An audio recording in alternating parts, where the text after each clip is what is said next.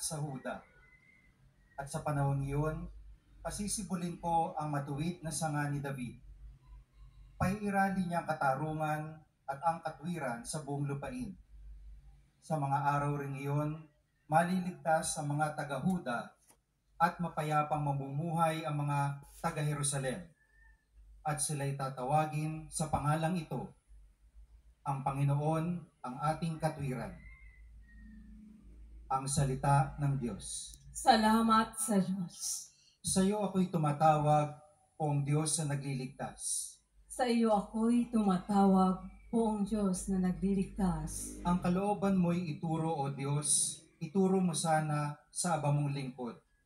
Ayon sa matuwid, ako'y turuan, ituro mo poon ang katotohanan, tagapagligtas ko na inaasahan. Sa iyo ako'y tumatawag, Poong Diyos na nagliligtas. Mabuti ang poon at makatarungan sa mga salari, guro at patnubay. Sa mababang loob, siya iyong gabay at nagtuturo ng kanyang kalooban. Sa iyo ako'y tumatawag, Poong Diyos na nagliligtas. Tapat ang pag-ibig, siyang umaakay. Sa tumatalima sa utos at tipan.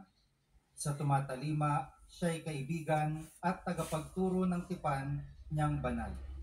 Sa iyo ako'y tumatawag, Poong Diyos na nagliligtas.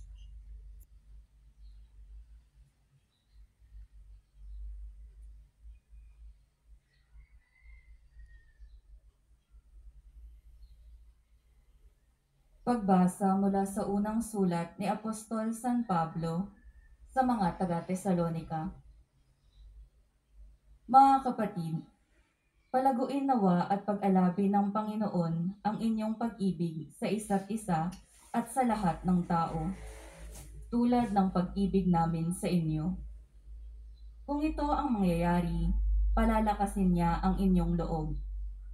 Sa gayon, kayo'y mananatiling banal at walang kapintasan sa harapan ng ating Diyos at Ama hanggang sa muling pagdating ng ating Panginoong Hesus, kasama ang mga hinirang niya. Isa pang bagay ang ipinapayo namin sa inyo sa pangalan ng Panginoong Hesus. Sana'y lalo pang pagbutihin ninyo ang pamumuhay ninyo ngayon. Pamumuhay na ayon sa inyong natutuhan sa amin, upang kayo'y maging kalugod-tugod sa Diyos. Batid naman ninyo ang mga aral na ibinibigay namin sa inyo, buhat sa Panginoong Hesus. Ang salita ng Diyos. Salamat sa Diyos. Magsitayo na po ang lahat.